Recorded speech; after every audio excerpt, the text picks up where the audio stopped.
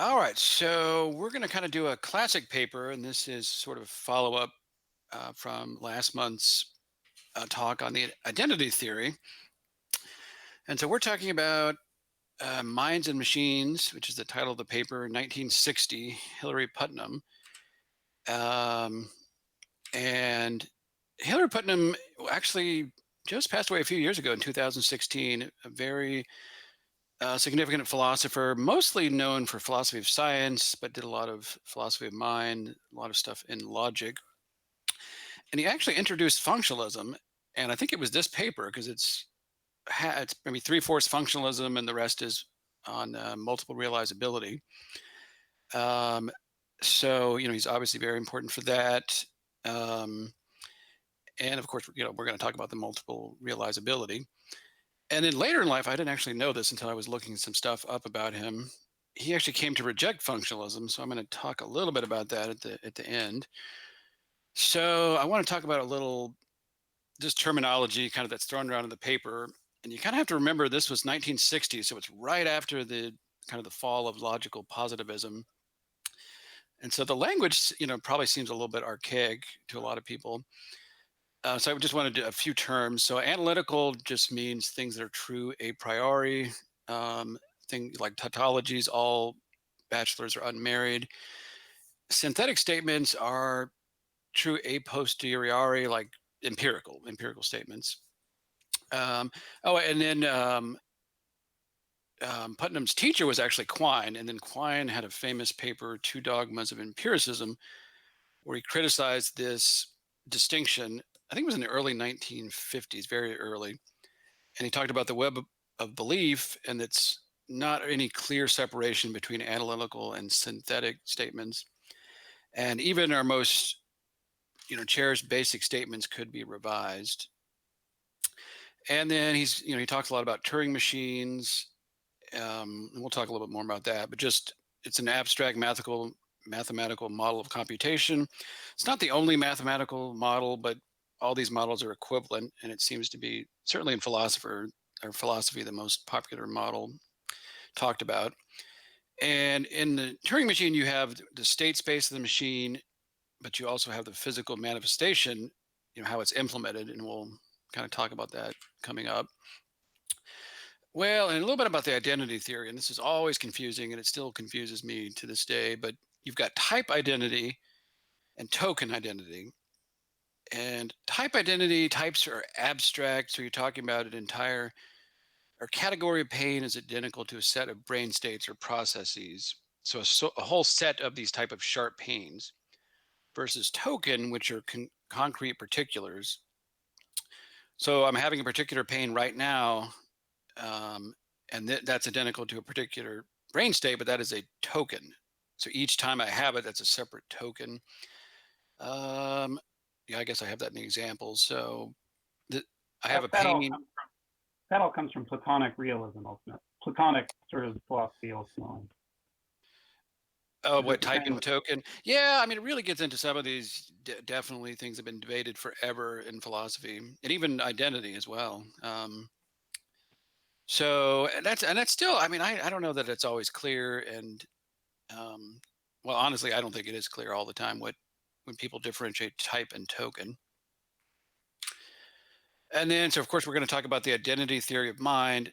And at this time, mostly we're talking about type identity because that's how it started. And later, people developed token versions of the identity theory in kind of response to some of these criticisms, including the multiple realizability. And so the type identity theory is just that mental states are identical with brain states. And they're always using the C fibers. I mean, everyone knows that's not a literal example, but the pain is identical to the firing of C fibers is just the classic example. So now let's turn to the article. And so what Putnam wants to do is create an analogy to the mind body problem with a Turing machine. So we already talked about a Turing machine has two aspects, the state space and then the physical manifestation. The logical description of the Turing machine does not include any specification of the physical nature of the states or indeed the nature of the machine. And so the analogy with mind, so you've got two levels. You've got the physical description of the brain, and then you've got the functional, abstract description. And in the 1967 paper, which is, I think that was included, and that's kind of a follow up to the 1960 paper. Or no, actually, that's a different title, but this is a different 1967 paper. He defines it as the mental is not a brain state in the sense of a physical chemical state of the brain or the whole nervous system, but another kind of state entirely, a functional state of a whole organism. I think it's interesting historically just to realize like this, seems to us that it's been around forever, functionalism, but it's actually pretty new. And if you're just looking at the overall history of philosophy. And then Putnam was specifically talking about machine state functionalism, really pushing that analogy directly to, I mean, not literally a Turing machine, but just to that mechanism, abstract models of computation. So functionalism renders the relationship between mind and the body directly analogous to the relationship between a computer program and the hardware. Just as the same program can be run on different machines with different physical structures, the same type of mental state can occur in different organisms with different physical structures. And then we're getting into the multiple realizability. Yeah, here's the other 1967 paper, which is, I think, was included. And this is actually a really fun paper too. Um, he he says this also in the 1960 paper, but this quote is a little bit better. So, kind of generalizing this mind body problem, he says it's going to rise in any system that has the following four conditions. The system uses language and constructs theories. It does not initially know its own physical makeup. It is equipped with sense organs and able to perform experiments. It comes to know its own makeup through empirical investigation and theory construction. So he's saying that any system like this, you're going to get the mind body problem. And of course, he's kind of taking a reductionist approach too, which we'll get to. But so back to the 1960 article.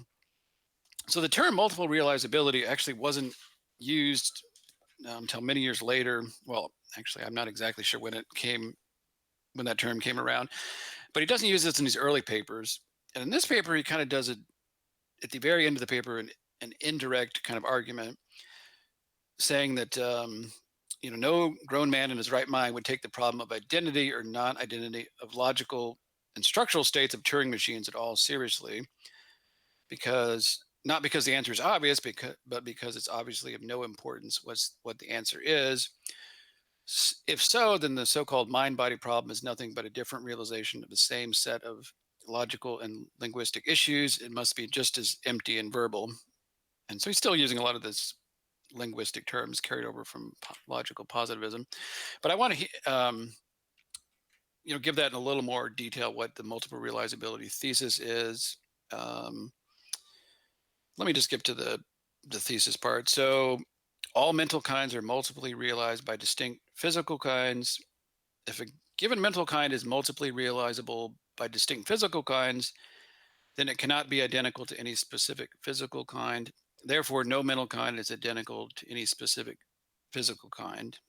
And then maybe a little more abstract, mental states conceived as functional states can accommodate the fact that mental states are multiply realizable across a range of different physical structures. It implies that any low-level explanation of higher-level mental phenomenon is going to be insufficiently abstract in general. And he also points out that multiple realizability is actually common in nature.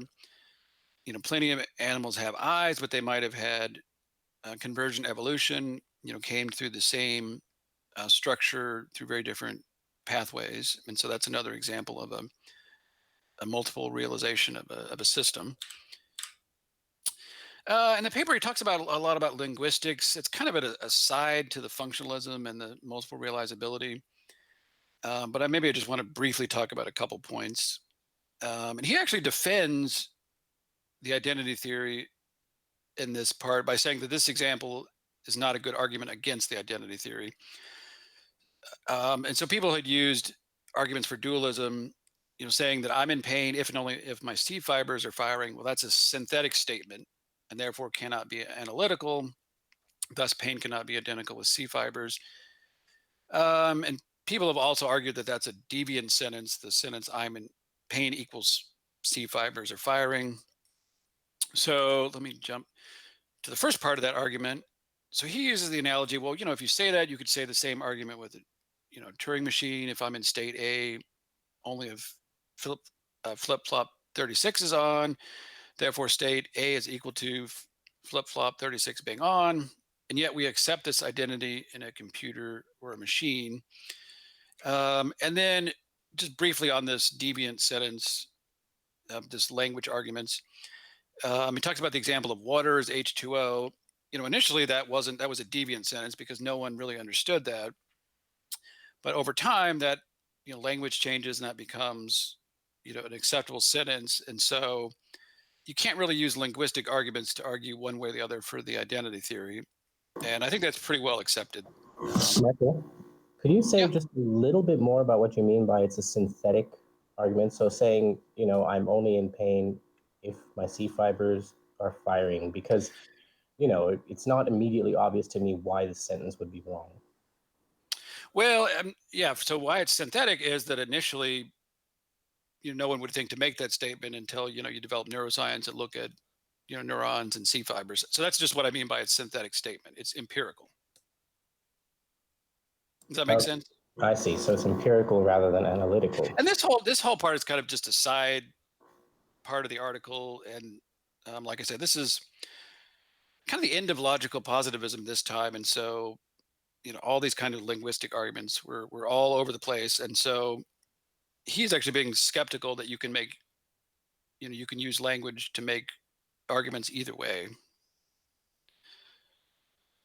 And that's all I was going to point out. It's kind of just an aside, but there's a lot of that language philosophy here.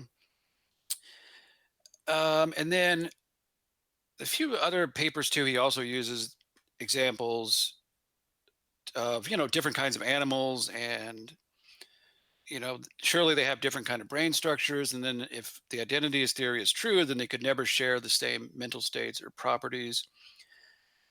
And so that type identity theorists are making the highly implausible claim that could be disproven with one example of multiple realizability. Oh, that's a little tricky though, because that gets back to the problem of how are you going to show that an octopus experiences red is the same as a human? So that's kind of an interesting challenge. And so getting back to that, so Putnam actually changed his mind and abandoned not only multiple realizability but functionalism. And now there's actually a book he wrote in the 1980s that I'm actually going to track down, but I haven't really delved too deeply into this. Just some secondhand of why he changed his mind. Some of it has to do with externalism of mental content, and there's a whole another debate about that, internalism versus externalism. And then he was also saying that functionalism is really just another type of identity theory, saying that mental kinds are just identical with functional kinds.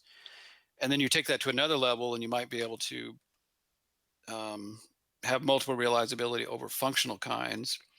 And if you took that too literally, then you could say the same mental kind can be a property of systems that are not in the same Turing state.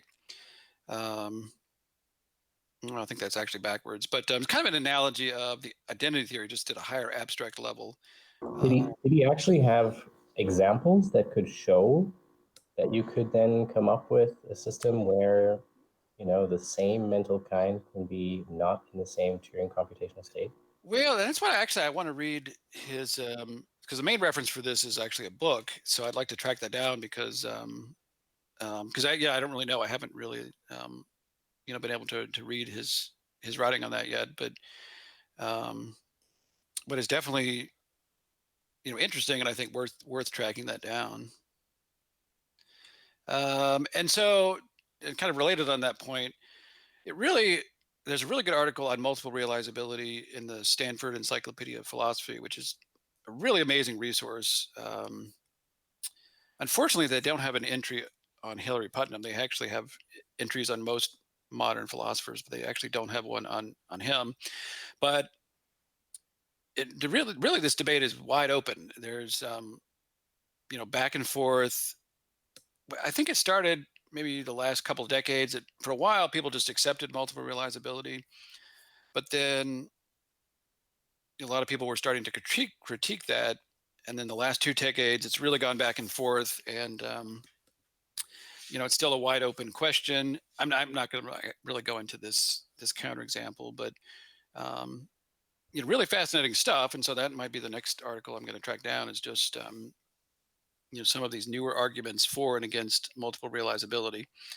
So that's kind of all I had. I mean, I just wanted to kind of go through that quick because a lot of that is just honestly part of just the lore now and philosophy of mind. But um, looking back on it, I mean, 1960 is not that long ago. So let's open up for discussion. So anybody have any thoughts on Putnam? And I'm going to turn off my screen here.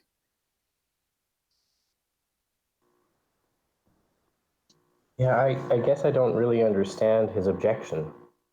Maybe you can explain a little bit more what he's actually objecting to. Oh, you mean later in life, his objection to multiple realizability? Yeah. Yeah, honestly, I don't. appreciate that too. Yeah, and I don't understand it either, because the secondhand accounts just don't make sense to me. So I'm going to have to read, um, his original writing and track down that book and try to figure it out. And then some of these later references, though.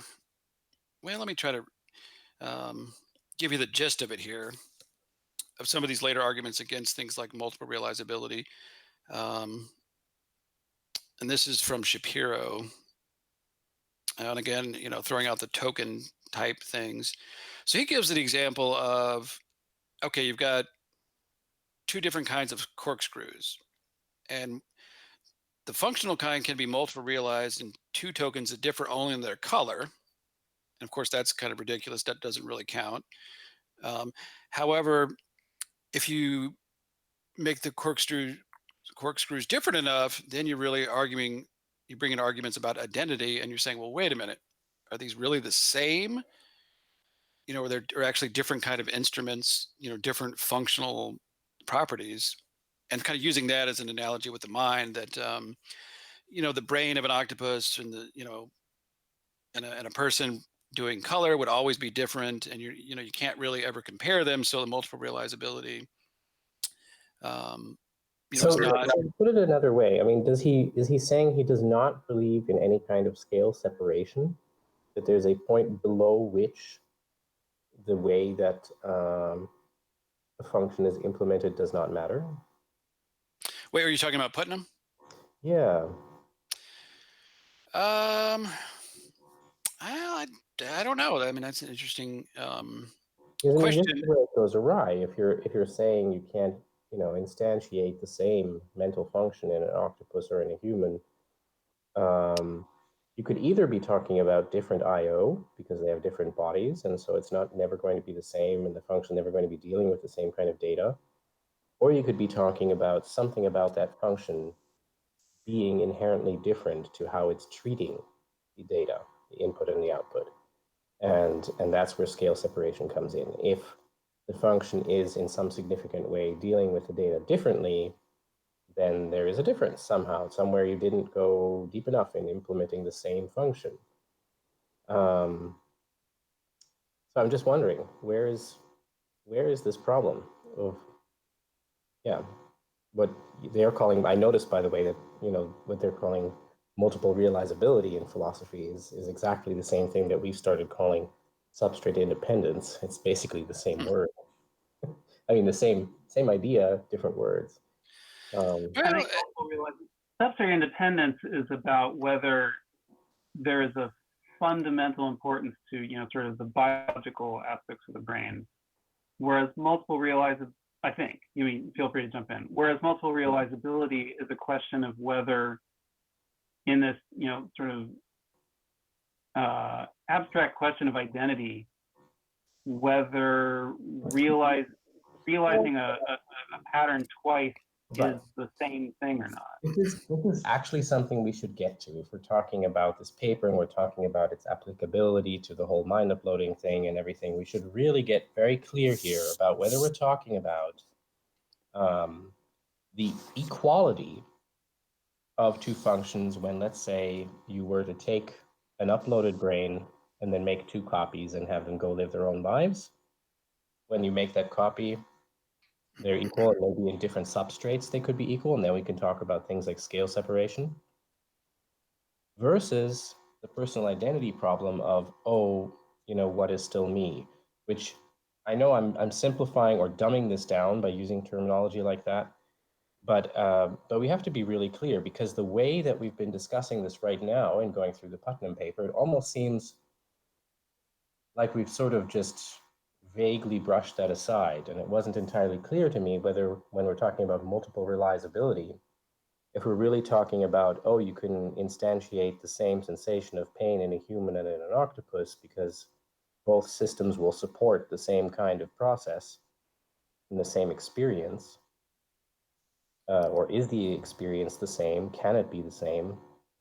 Versus, versus that more, I don't know what to call it, maybe more ephemeral personal identity question. Well, and I think that's what's interesting about some of these later articles is like I think they're kind of doing exactly what you're talking about, kind of teasing that apart and really fine tuning like what do you exactly do you mean by functional identity and all those kind of questions. So yeah, I want to actually track down some of these papers and um, see if they address some of those questions, because I think that's kind of where this argument would naturally go, is that it raises those questions, and you've got to dig a little bit deeper in rather than like going back to these early arguments, which are just very abstract and leave a lot of things pretty ambiguous. Yeah. So maybe we don't try to separate out those two things right away, but it's interesting to me to ask the question, when you look at these 1960s papers, um, what was his position really on just being able to instantiate the same experience, the same function or mental process in different systems in different ways, which is what I assumed that multiple realizability meant, which in that sense is the same as what we mean by substrate independence.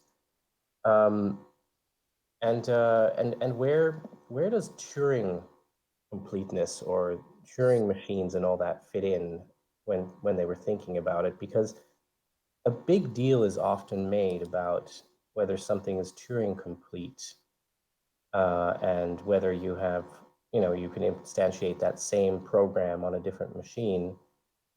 Is that in any way related to the way they discuss multiple realizability? Michael, That is a very good not in my question. opinion. Not in my opinion. Turing completeness is about whether very different computational systems are actually ultimately equivalent in the functions they can perform. But I don't think it gets to the heart of whether identity, is preserved in various ways. It is crucial to whole brain emulation in that we need to make sure that whatever computational system we use to emulate the brain, is at least as computationally sort of equivalently capable or more so than the brain. So that would be called Turing completeness. We know that the human brain itself is Turing complete, and that's very easy to prove. So the computer we use to sort of emulate the brain needs to be Turing complete. But that's, frankly, it's not hard. I mean, all the computers on our desks are already Turing complete. So I'm not too concerned about whether there's a risk that we would use a computer that isn't up to snuff. Now, other people do have this concern, but I just think that they're flat out wrong.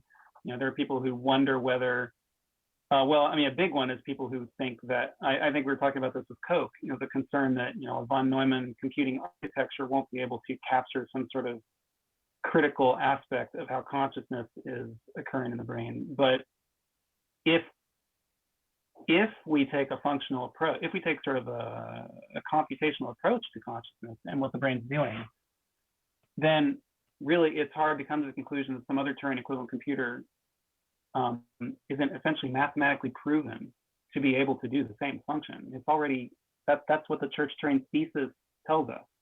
So the only way out of that is to say that the Turing complete aspects of the brain were never the important part in the first place. So that's what Koch likes to go on about. But I'm not. But to bring the conversation to Hillary Putnam, I don't really know where he comes down on that. Well, in the early papers, I think he definitely, with what you were saying, Randall, I mean, he would definitely say that, that, you can instantiate the exact same, um, functional algorithm in, whatever, in the robot and the human and, um, different kinds of animals. I mean, he would say they're all, um, equivalent. And it wasn't until much later that I guess he started to, question that. And again, that those are details that I just at this point don't have. Okay, but he was really doubting whether they were equivalent then. So he wasn't really quibbling about other aspects of, preserving personal identity, as Keith alluded to, which is somewhat separate from the Church-Turing theory about whether you can implement something in another machine. He really had doubts about whether you could, in fact, implement the same mental experience in a robot or in a different animal. Yeah, the later Putnam. Yeah, definitely. Was this a computational argument? Was he kind of one of these sort of Penrose types who thought that the way in which the No, computer works is about threats no, to normal computers? no. He never got into anything funky like that. But again, just from reading the secondhand descriptions, I actually can't say that I totally understand the argument. Yeah, so we'll have to There's come a back to lot of that. this. Yeah, this notion that some aspect of the brain, whether you want to call it consciousness or something else, is ultimately not computable, and therefore not captured by just some sort of raw computing system like a normal computer. It's pretty popular, and it certainly has something of a renaissance. Putnam wouldn't be the only person making that point. It's just a question of whether they can actually articulate that in a way that really is convincing. Yeah, like the hammer off of Penrose. I don't think so, but we'll have to see. I mean, I'll have to read that. So what worries me a little bit too is that all these debate in the last 2 decades about multiple realizability, it's a lot more controversial than I thought it was, and I'd like to understand some of those arguments because, to me, it seems pretty. I mean, it just still seems pretty straightforward. So I guess I'm a little nervous about that, just to make sure there's no knockdown arguments against it in the last decade or two.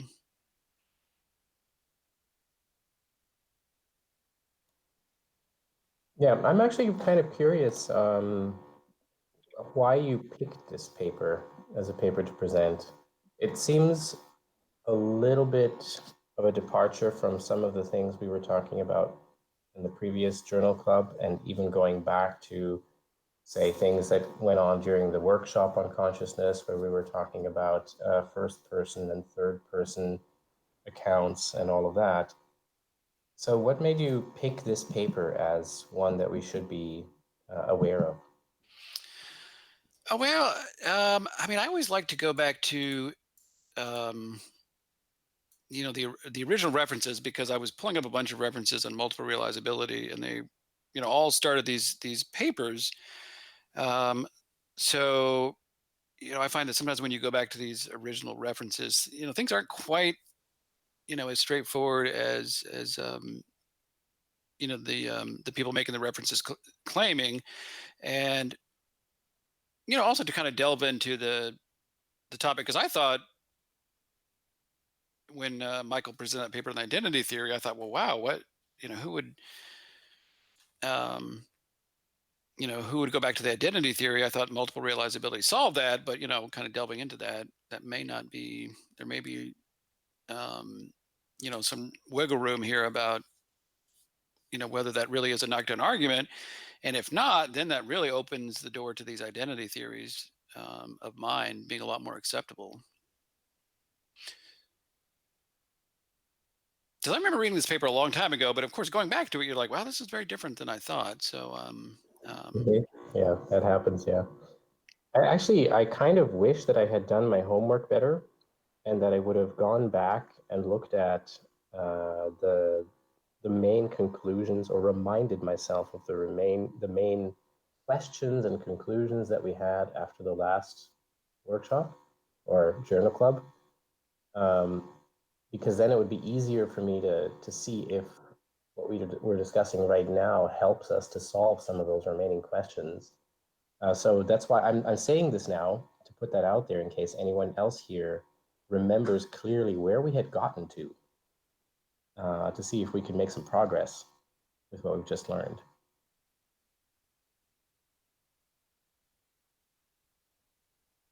I don't know, Michael Ulrich, since you presented there, maybe you remember some of it. I'm putting you on the spot. Sorry about that. Well, I think part of it too was me bringing up that, this paper is presenting the identity theory, but I thought the identity theory was kind of dead, and, multiple realizability, and, um, and wanting to kind of look at that argument and say, well, okay, if that's true, then maybe forget about the identity theory. But otherwise, I thought that paper was quite impressive. So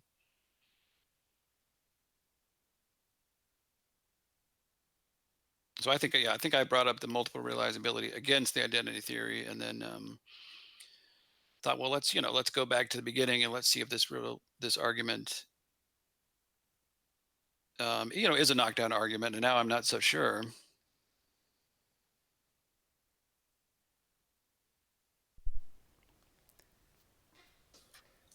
Yeah. Okay, I'm trying to remind myself where we'd really gotten to, because we started out talking about consciousness and we slowly got into identity questions. But I don't think we had really gotten to a point where everyone was comfortable about, let's just call it personal continuity in mind uploading, which of course is always the big crucial question. And I'm not sure if Putnam is helping us here. Maybe not.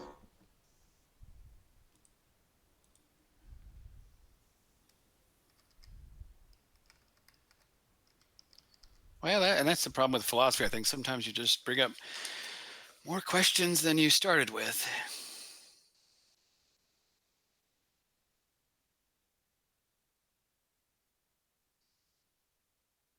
Yeah. So to me, this raises the question that I want to dig a little bit deeper and convince myself that these newer arguments don't knock down the multiple realizability.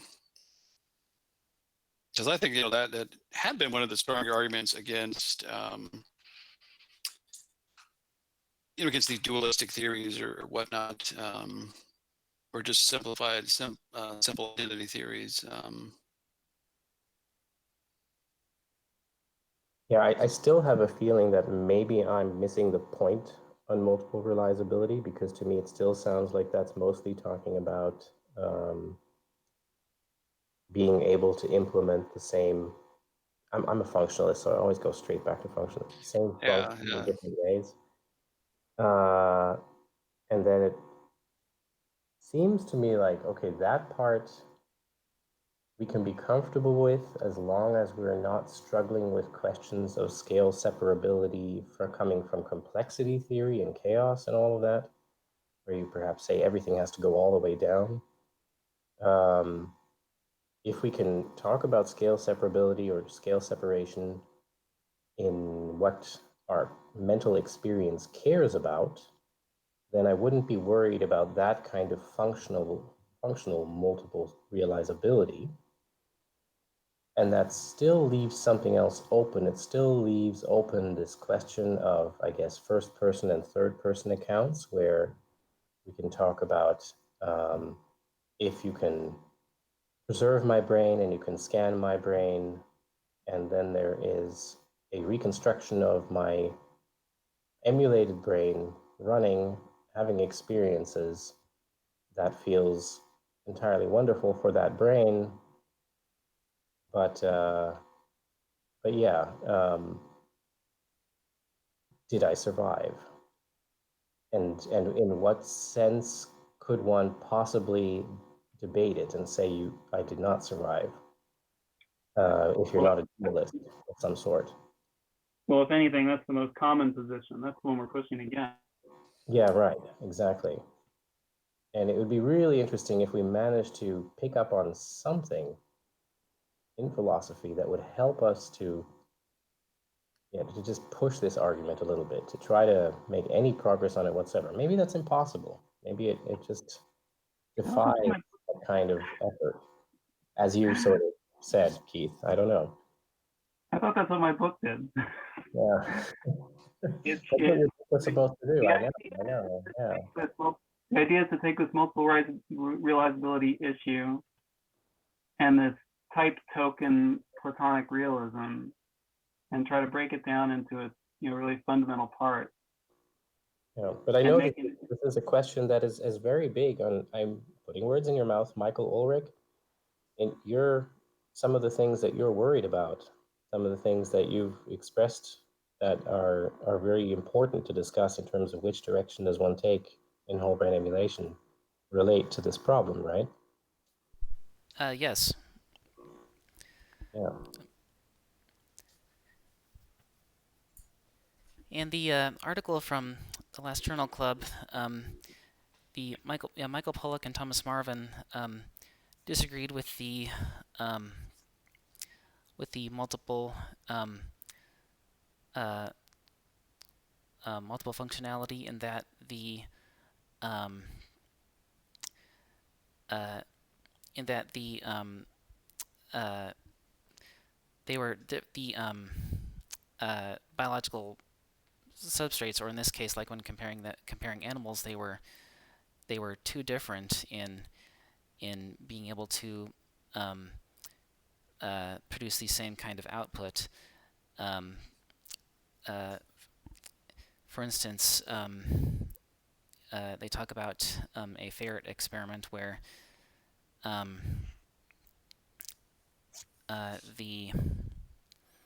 where they were arguing against it in that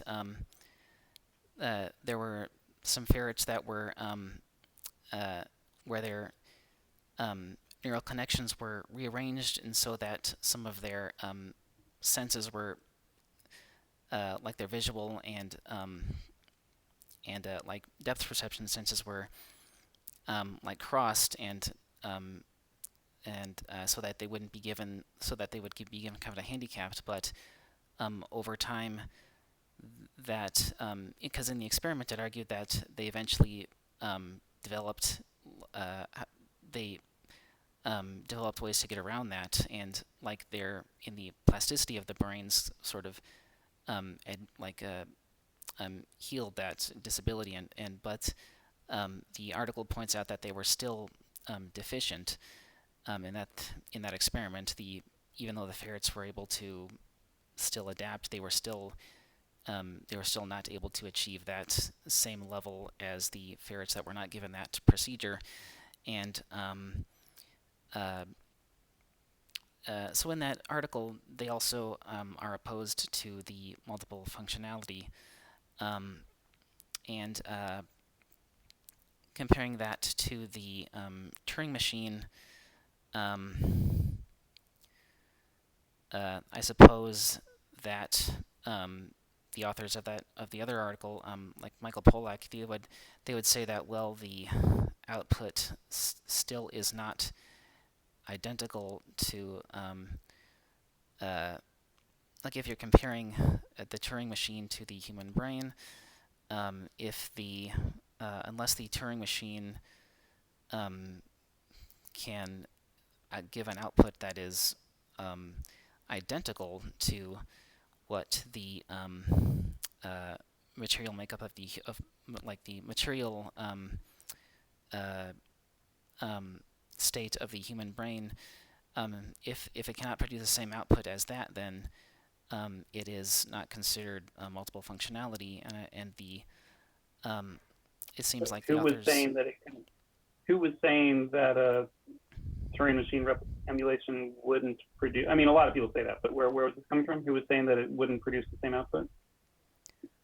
That was no, it's just hypothetically that it would seem that based on the kind of argument that Michael Pollack and Thomas Marvin are making in the article "Neurocorrelates of Consciousness Meet the Theory of Identity," that if the output is not completely equivalent to that of a human brain, that it cannot be considered, then that is no basis for multiple functionality, and um, and uh, um, and so that they also, I think they would argue that it couldn't, because that there are too many differences between them, and also because the argument that they were making in this paper was for the case of identity theory, which is that the mental state and the conscious state are just one and the same, and so The mental and the physical, or the mental and the conscious? Identity theory, isn't it the physical equals the mental? Yes. Yeah. And so tying that into Hilary Putnam, in the case that he is arguing for the case of multiple realizability, it's there doesn't seem to be a, at least in the case that the authors put in the previous paper, there doesn't really seem to be any case saying that it cannot produce that the Turing machine and the human brain cannot produce the same output. And so that as far as comparing the two, there's, I think, that piece that is I'm missing. still trying to follow. So someone's saying that the way the human brain works cannot be recreated by a sort of a conventional computer of any sort. I mean, again, lots of people say that, but is that the basis of the discussion here? That is what I'm getting from the authors. But I would also argue that there is no evidence to support that you could not get the same consciousness state. So it sounds to me like, for some reason, when we get into these discussions, most of the time we set aside right away this whole question of, say, first person, third person, and continuity and all that. And we always say we'll talk about that some other day, and that's fine. We can still do that. Set it aside again, and the conversation is once again about, can you actually achieve the same function in two different systems? And to me, it feels like every single time that comes up, it is the same question. It's the question about scale separation. Is there a point at which the other differences don't matter? Let's say that you have two different machines that spit out tokens. They look like casino chips. Because when we say things like the output has to be the same, we need to be very precise about what we mean by output. So for example, in the brain, are we talking about the information that one brain region gives to the other brain region and that the other brain region cares about, that it actually I think everyone here agrees with you, Randall. Sorry? I think that in this audience, everyone agrees with you, but that is the common refrain, that you make the very reasonable point that there's got to be just some level of physical, it's up to you how perfectly you need to model every molecule and atom, and you make a good point, and we all do. Like our sort of level of framing what the brain does is basically sort of action potential firing patterns, but other people just don't. They're not willing to make that agreement with us. Their sort of philosophical requirement is a perfect. Sorry. Right. No, I totally agree with you, but I just think in the terms of the sort of things that we should debate, and it's almost like we're talking about two different types of debates.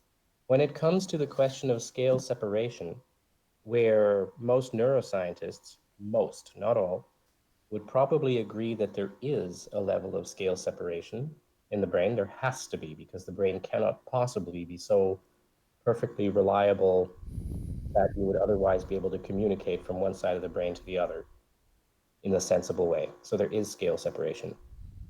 So there, the question that hits us is not really, is it true that there's scale separation? But it's rather, how do we communicate that? How do we make people see that that's not the problem?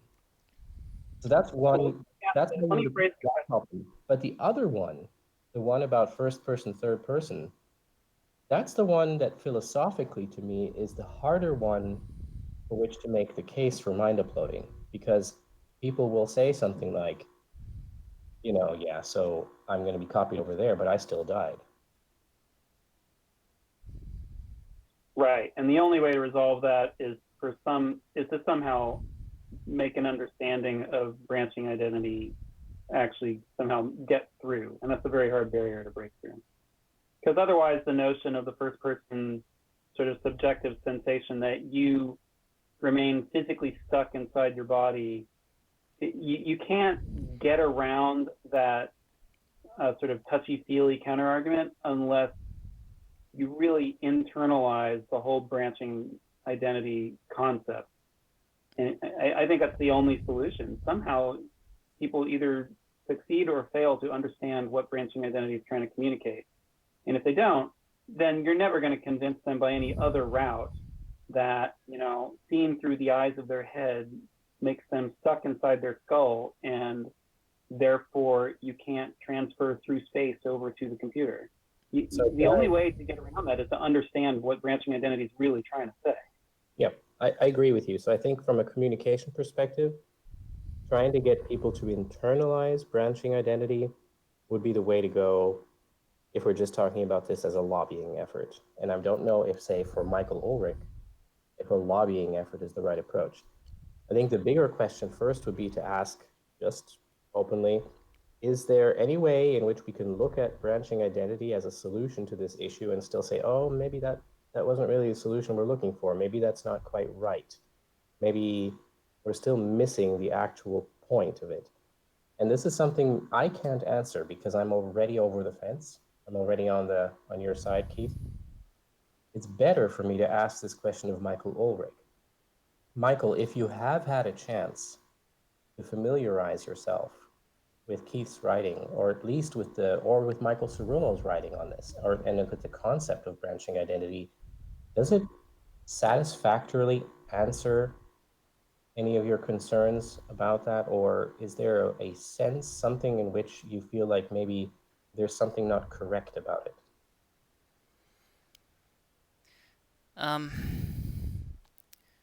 I cannot give a solid argument against it. I think that, especially when considering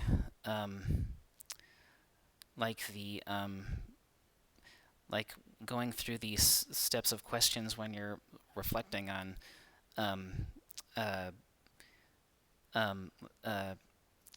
if you feel like your identity has preserved, when you are going through like the hypothetical scenarios of going further and further into like the separation, if in the case of like the hypothetical transport, teleporter, there was no point in those steps where I could give an argument as to why I did not think that the identity was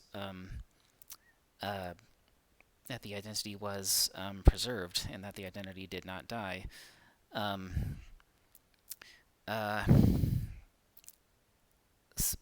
So yeah, it is sound, and I don't have any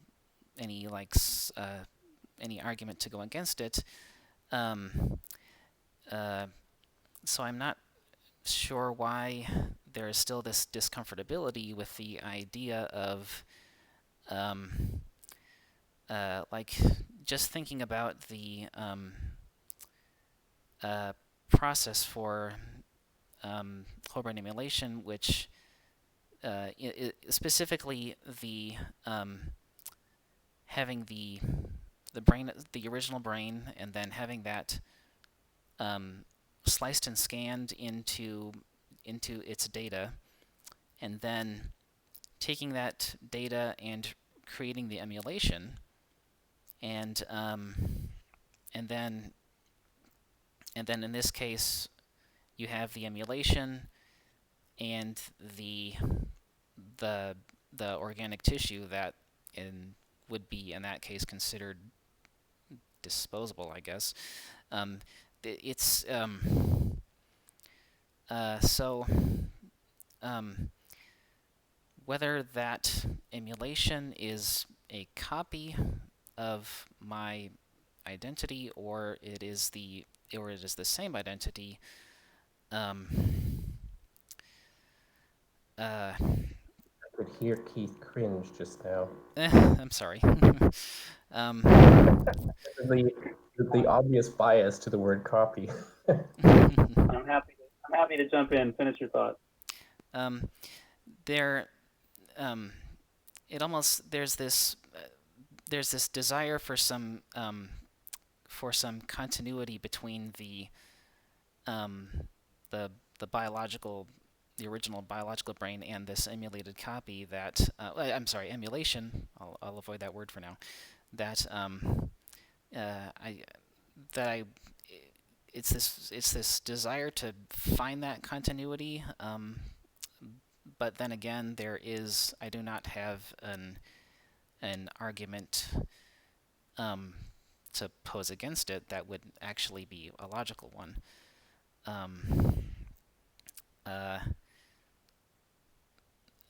And so I don't, and so yeah, it's in the paper the logic is sound, but for some reason I just do not yet. I'm not yet comfortable accepting that that the identity has been preserved as of yet. I'll stop there.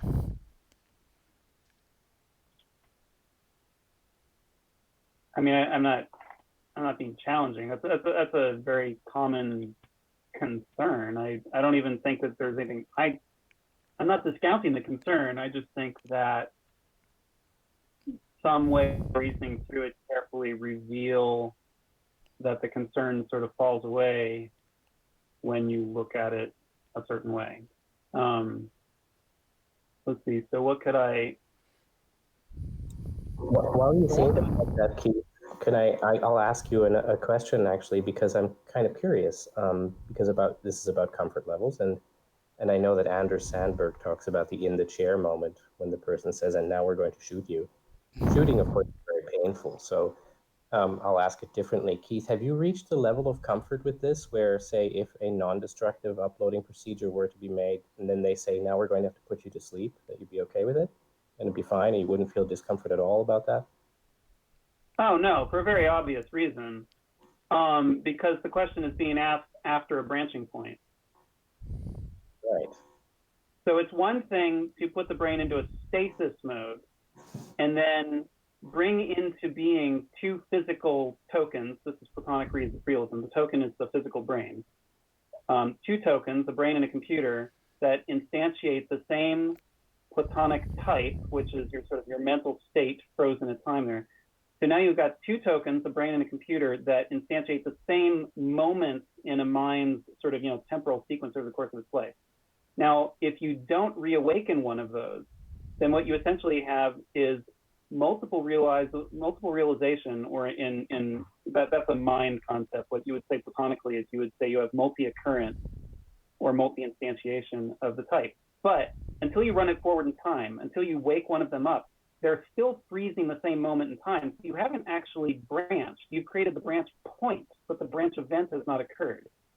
Even if you wake one of them up, the other one is simply a backup. It is literally a version of the one that woke up with retrograde amnesia, right? If the one that woke up died in a car crash, and then you woke up the backup, you would be waking up a backup that just sort of doesn't remember the stuff that had happened after the fact. However, if you wake them both up and they both dynamically evolve forward in time to new mental states, then you have truly branched their psychology. Once you've created a branching point, even if it's a millisecond long, you have two independent people who have their own equivalent sort of right to desire to live. And it's completely irrelevant to the fact that there's another one on a parallel branch. Now we can make the practical argument that at a separation of that as time separates forward, the severity of the death of one becomes greater. So, a millisecond after a branching event, if the computer crashes and goes up in smoke and you lose your upload, you didn't really lose much, but you did lose something, right? Whereas if you create, or people are more concerned about the original. So you create a mind upload. Let's physically separate them from my example. So you create a transporter mind upload, and a millisecond after you walk out of the transporter, the building that had the original person brain in it blows up. Okay, so you lost the original, but you only lost a millisecond of history. So the amount of psychology that was lost, it's not zero, and the concern is still there. But we can say that that's less severe than if they branch and go off and live for 20 years and then one of them dies, right? So that's my 2-minute spiel. I can turn it into a 20-minute spiel, but that probably gets my point across, right? I think it does, actually. This is a great, that was great. Thank you. It does, yes. Against, or at least, yeah, for branching, I can see that how time can, or to be more specific, how individual experiences can create degrees to the amount that individuals can be distinct. Uh,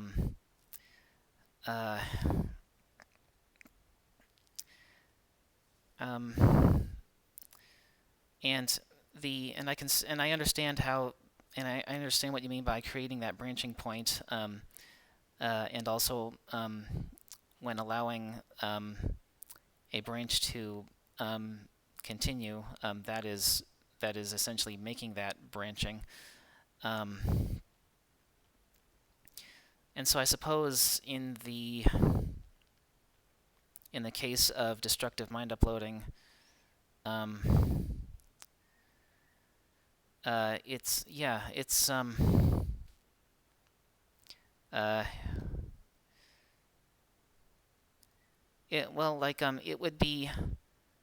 it would be difficult to I suppose, adding on to the hypothetical situation, if it was not destructive in that the biological brain was allowed to continue, that it was not destroyed in the scanning process,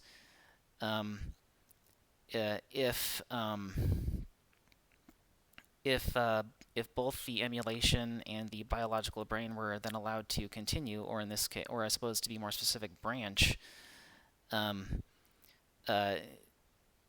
is this? I suppose this just goes back to comfort level, which again isn't logical, but I would like to, quote, wake up in the emulation so I can have all of the desires of being emulated and not just wake up in the biological brain again, because then it would seem... Yeah. Just to add a little quick point there, you just said just in the other one, but you don't, right? Because if you did let it live on, you are waking up in the emulation and you're waking up in the biological form, not just in the biological form. Well, but he's speaking from the perspective of the sort of... No, I get it. It's just that, to be absolutely careful about what we're saying, the case where the biological brain doesn't wake up versus the one where it does wake up is only different in that sense, because you are also waking up in the emulation. Either way, from the emulation's point of view, it hardly matters whether the biological brain woke up or didn't. Agreed. So that is where I'm at, and so I don't have anything to argue against accepting that.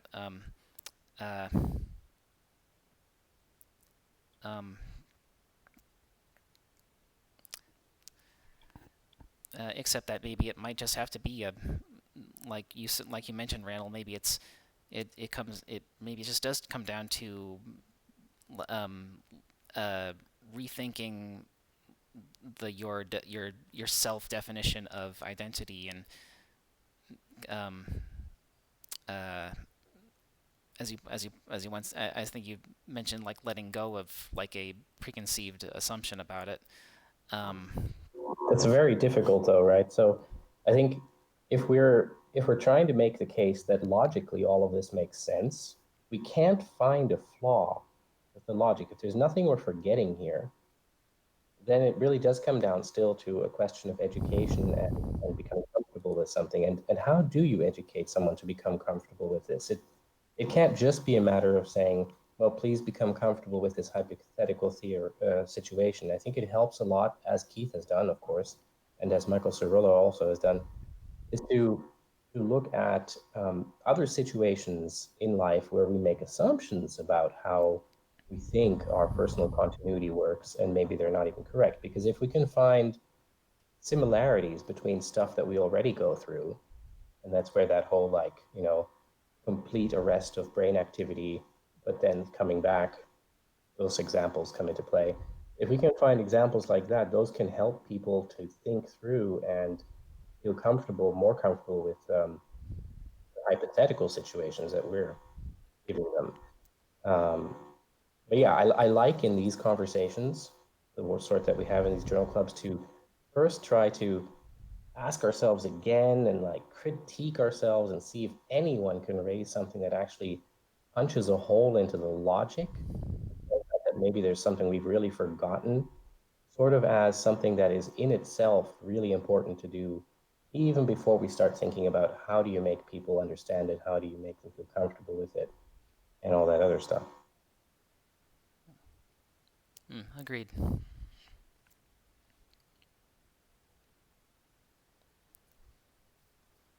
Um, going back just once to the multiple realizability, um, and to be able to to be able to um, understand whether different substrates can produce the same kind of mental state, would one step be to better define a a a mental state in a physical sense, and in order to have a kind of a measurable way to like a measurable output for the substrate, Yeah, and I think you're right. I think that if we can define better what a mental state actually is, in the sense of what is it about the state of a brain region that was informed by its input, how much of say the state of, I don't know, what your amygdala is currently, the state your amygdala is currently in, how much of that was actually caused by the input it's receiving from somewhere else? Because that's how you can determine what parts of the processing happening elsewhere are relevant and which parts are irrelevant. In other words, they fall below that scale of separation. That's really what you need to figure out, because then you know what you're talking about when you say having identical effects, identical outputs. We need to figure out that level of I say, representation of mental states or brain states. okay. I think to go off of that a little bit, to speak to kind of the emotional experience of the idea of transferring from one substrate to the other is the idea of recognition, like to kind of turn backwards the idea of if my C fibers are being stimulated, then I'm in pain. Well, if I don't have C fibers anymore, how do I recognize the same thing? And so when we're talking about whether it's Putnam's idea of identity or just the idea of me in a biological form versus me on some sort of computational device, how would a person feel like they could be guaranteed that they would recognize themselves? At least that's the word recognition, I guess, is the word that keeps coming up in my mind. Is like a very surface, emotional word for when you're talking about um, transferring from one substrate to another. Is that helpful at all? Yes, it is. And it evokes something beyond what I was just talking about, because, of course, knowing which aspects of a brain state are actually informed by their input is one part. That's the bit about where can you separate function that is relevant that needs to be reconstructed in some other substrate versus function that is maybe purely about how biological cells work or something like that. But the other part, as you mentioned, is the recognizing yourself, feeling that this is really you. That speaks to things like what do you have to incorporate? Are you incorporating just brain structures that are inside of our skull and what they're doing? You have to incorporate a lot more, say, about the senses and the motor output you're producing and the feedback that that's generating so that it feels like yourself, you recognize yourself there. And again, there's probably something we can learn from situations that already happen in the world. So say, for instance, a locked-in patient who can't move their body anymore and is still aware, though, and maybe, can communicate through, like, for instance, the new methods with MRI, where you can recognize some of their brain states and they can even use those to communicate in a sense. Do they still recognize themselves? Is it a matter of degrees? Are they really still themselves enough that they say, yep, I'm still alive, help me out here? Or does it feel like they've lost a huge part of who they are? And similar for other cases, of course, people who've had brain damage where they've had to have a hemispherectomy, part of their brain has been removed, and yet they're still considered the same person, at least by us, by the third person account that looks at them. Whereas they themselves may be experiencing things differently, but may not be able to tell that they are, because they're reporting to themselves that they're still me. So these are all part of the question too. It's not just, can you recreate a function in another substrate and it produces all the output that's relevant? It's also, what are all of the sources of data, the kind of things you have to process, the output that you produce, and then the feedback from output back to input, which is embodiment. That's also relevant. And I don't think we spend a lot of time here talking about that because we're mostly hung up on the other stuff so far. But I do believe that that's also part of it. And I'm sorry, I've been just rambling. Maybe Michael Cirillo, if somebody else has a remark about that. From an engineering take, it's essential to at least get a way for a third party to be able to recognize that, because that first-person recognizability is not difficult at all. It's well, I mean, it's not. You don't have to go any further. It's like you mentioned, you can ask someone, do you like, can you, like, just as, I guess, as an example, from like a memory loss situation, you can say, do you remember this? And they can say no. Or does this, like, do you recognize this, like, do you, I suppose, well, to be more specific, the individual in the first perspective is always from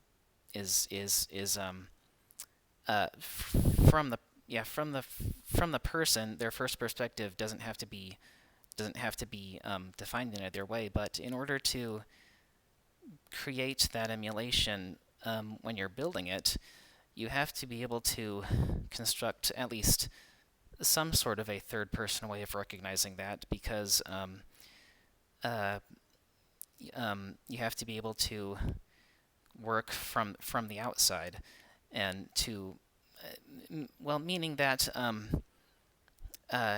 you have to be able to define it physically and in a way that the third party can recognize the physical part of it as, which I suppose you could say, which would be the microtransistors, or whatever that is. That this would definitely represent the mental state that the first person would recognize. So I suppose that thinking about how this is going to be built, hypothetically, maybe you get something close by what you can develop with the third person way of recognizing that mental state. and then unless there's a better method, you could test that with the first person aspect, although that of course brings in a whole bunch of other issues and how you're going to test a first person emulation experience. So there is an issue with being able to define that mental state from a third person perspective, because that is going to be necessary for actually designing the emulation, because you have to be able to recognize that from a physical sense, where the first person is always it's always it's direct experience, it's direct interaction with that conscious experience. You can't you can't say what neurons are firing. It's all just what you're Yeah. um, I agree with you. I think you really need both in a sense, but you can't really rely on exactly one or the other. So, for example, a third-person account of whether a person's brain is working. Well, why don't we do an MRI? Maybe the artificial MRI can show us that the same regions are lighting up right now. Well, but what if it was implemented differently so that you don't actually get anything that looks like those kinds of lighting up areas, and you still have the same functional output? So functionally, you might get all the same responses on memories and so forth, but you wouldn't get an MRI. So you have to choose what third-person account you would use to say this is the same person and their brain is working the same way. So yes, it can be helpful third person, but it also you have to be very careful about when you say yes, that does correspond or does not correspond to what we're looking for. First person, same sort of thing. We've got a good thing here. The first person account asking, is this really you? Do you still feel like you? Are you here? Do you feel conscious? Did everything work? That can be great. But at the same time, you can imagine that it's easy to hardwire something like that and to get you to feel like, yes, I feel awesome. And I'm still me. And yes, it's so easy to make a program that just writes, hello world, I am Randall. So the first person account can also easily be worthless, I suppose. But at the same time, it might be very valuable. So both together slowly get you somewhere where you could test and say this worked or it didn't work. But taking a step back, just kind of higher perspective here. I know a lot of people are leaving our conversation now. It's because we've run way over time, but all the conversations that we have been having recently about consciousness, personal identity, personal continuity, or continuity of self, they are, to me, I find extremely relevant to putting together a good roadmap about whole brain emulation, because I think chapter 1 is really about the question, what is a successful mind upload? When does mind uploading succeed? And that's exactly what all of these questions are about. Step off my soapbox. Yeah, so anyway, I think these are good topics.